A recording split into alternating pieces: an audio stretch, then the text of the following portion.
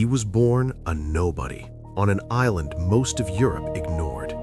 Yet within a few years, he would make kings bow, crush empires, and come closer than almost anyone in history to ruling the world. This is the story of Napoleon Bonaparte, the man who rose too fast and fell even faster. Europe, late 1700s, a continent ruled by kings, where power was inherited, not earned. But in France, something snapped. The people were starving, the system was broken, and then came revolution. The French Revolution exploded across the country. Kings were overthrown, the streets ran with chaos. France didn't just lose its ruler, it lost control. And in moments like this, new leaders are born. Napoleon wasn't meant to be one of them. He wasn't rich, he wasn't powerful, he wasn't even fully accepted as French. But he had something far more dangerous: discipline, intelligence, and an obsession with rising.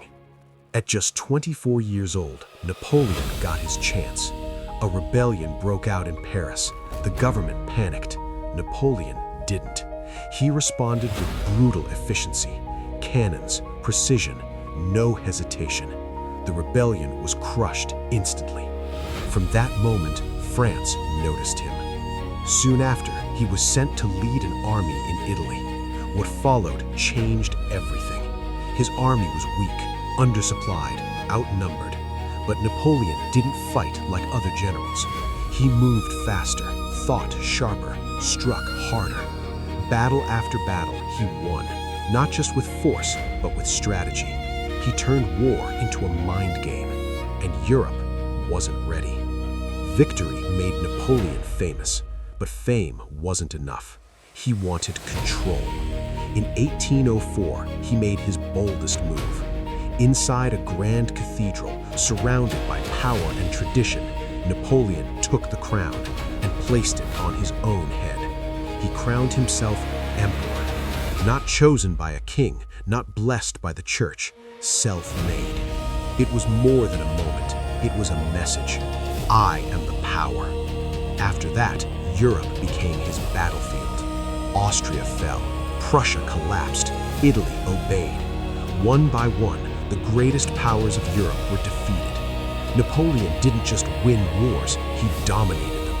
At his peak, he controlled most of Europe. His influence stretched across the continent. For a moment, it looked like nothing could stop him. But here's the truth about power. The bigger it grows, the harder it is to hold. And Napoleon was about to learn that the hard way. Napoleon made the decision that would destroy everything. He invaded Russia.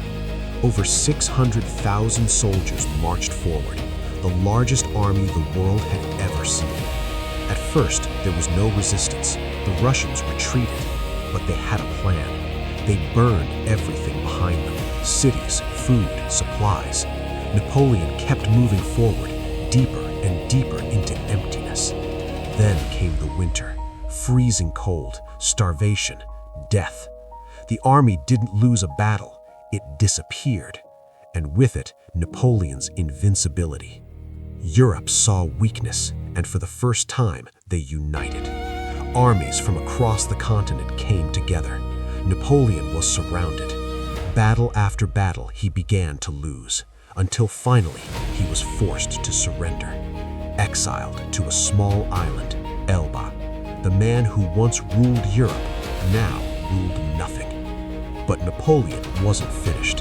He escaped, returned to France, and unbelievably, the army sent to stop him joined him. For 100 days, he was back. One last chance. Battle of Waterloo, the final test. Victory or the end. Napoleon fought with everything he had left, but this time, his enemies were ready.